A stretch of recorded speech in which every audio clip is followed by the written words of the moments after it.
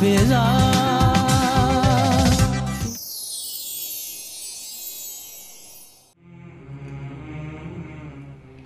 अस्सलाम वालेकुम, एक कॉल लेना चाहूंगी। परवेज मलिक की सऊदीया से कॉल है। अस्सलाम वालेकुम जी। हेलो जी जी बोलिए।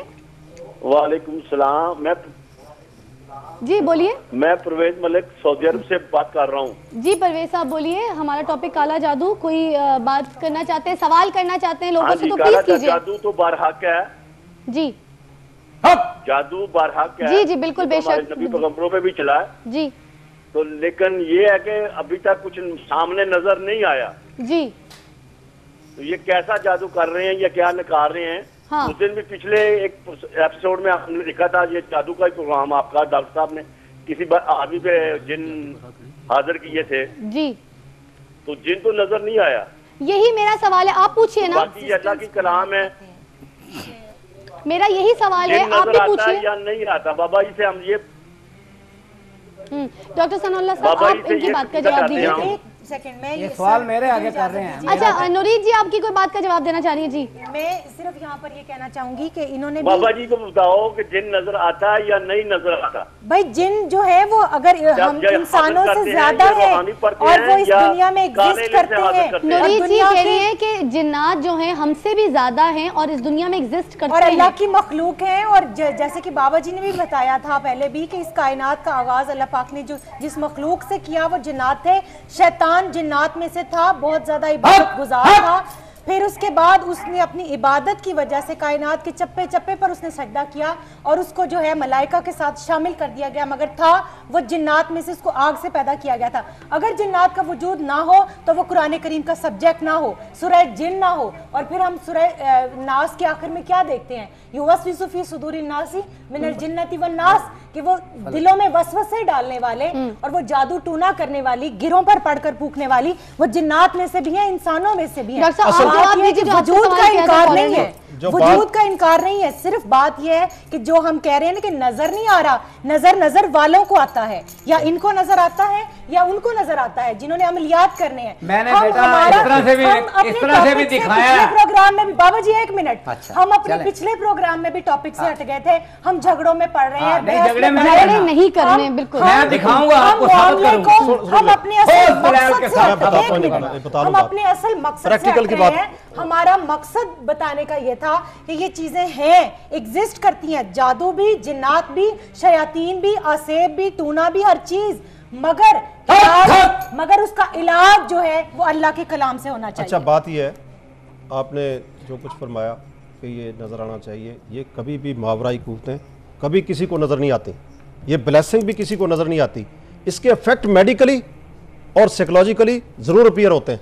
जब हम देखते हैं मेडिकल रिपोर्टें मैंने लोगों की 7 किताबों में लगाई हुई हैं, हेपेटाइटिस सी, कैंसर, वो लोग यहाँ पे प्रेजेंट किए जा सकते हैं। डॉक्टर साहब आते हैं, मैं आपको दिखा सकता हूँ, लेकिन सुने नहीं नजर आते, कुछ नहीं दिखा सकते आप मावराई कुत्तों को नजर आते भी हैं। मैं सबसे काइंडली रिक्वेस्ट करूंगी कि थोड़ी सी मुझे थोड़ी सी खामोशी चाहिए। मुझे थोड़ी सी खामोशी चाहिए।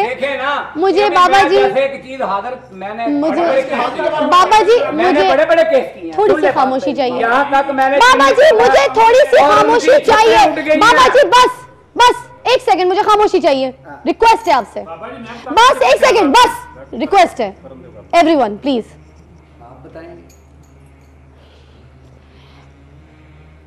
मैं सिर्फ इस किताब पे यकीन करती हूँ।